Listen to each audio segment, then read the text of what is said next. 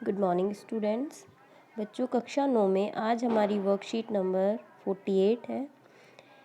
इस वर्कशीट में हमारा नया टॉपिक सांख्यिकी शुरू हुआ है और आज हम डिस्कस करेंगे आंकड़ों का संग्रह। आंकड़ों यानी डेटा।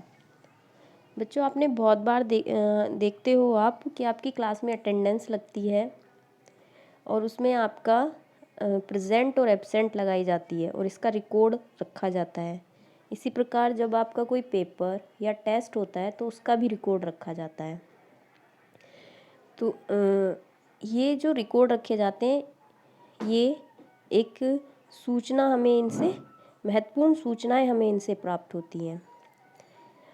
जैसे कि इस वर्कशीट में हमें एक टेबल दी हुई है, गेंदबाज का नाम, और जैसे आईपीएल चल रहा है तो इसमें भी आपने स्कोर बोर्ड देखा होगा, उसमें कई तरह की टेबल्स आपको दिखाई जाती हैं। इस वर्कशीट में हमें एक टेबल दी हुई है जिसमें किसी बॉलर्स के नाम दिए हुए हैं ABCD करके। उन्होंने 10-10 ओवर फेंके हैं। कौन से बॉलर ने कितने मेडन ओवर दिए हैं, कितने रन दिए हैं और कितने विकेट दिए हैं, इसके बारे में सूचनाएं इस स्कोर बोर्ड पर अंकित हैं। इस स्कोर बोर्ड से हमें कौन सी टीम जीती कौन सी हारी ये हमें नहीं पता चलेगा, लेकिन कई सारी महत्वपूर्ण सूचनाएं प्राप्त हो जाएंगी कि सबसे अधिक रन किसने दिए, सबसे ज़्यादा विकेट किसने लिए, और इसी तरह से बहुत सारी इम्पोर्टेंट सूचनाएं हम इससे ले सकते हैं। तो हम डेली लाइफ में न्यूज़पेपर के थ्रू, न्यूज़ में और भी कई जगह आंकड़ों को देखते हैं और उससे कंक्लूज़न भी निकालते हैं। तो जब किसी निश्चित उद्देश्य से तथ्यों को या अंकों को एकत्रित किया जाता है तो उन्हें आंकड़े कहते हैं।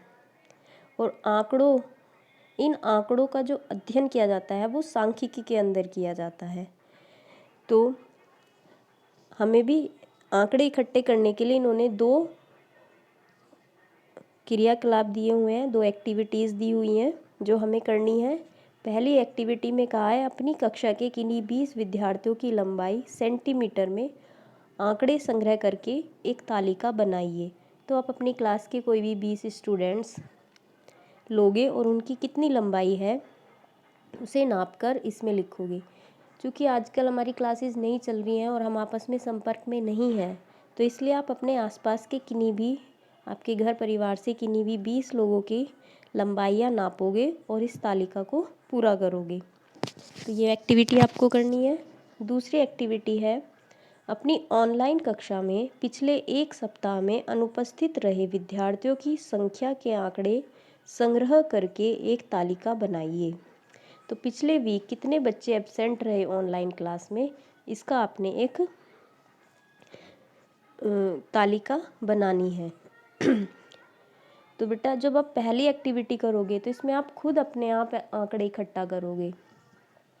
तो जब आंकड़े हम स्वयं इकट्ठा करते हैं किसी निश्चित उद्देश्य को ध्यान में रखते हुए, स्वयं आंकड़ों को, सूचनाओं को एकत्रित करते हैं, तो इस तरह से प्राप्त आंकड़ों को प्राथमिक आंकड़े, प्राइमरी डेटा कहते हैं, जिन्हें हम स्वयं करते हैं, डायरेक्टली हम खुद उनको इकट्ठा कर रहे हैं।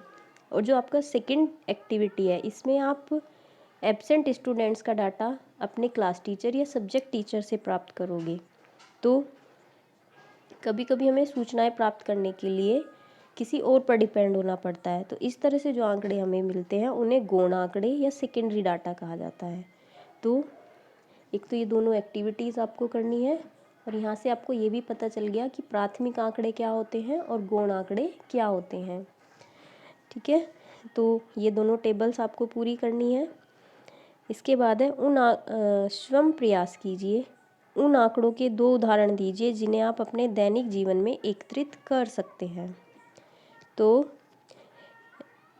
कोई भी 2 एक्टिविटीज़ आपको करनी है जिसमें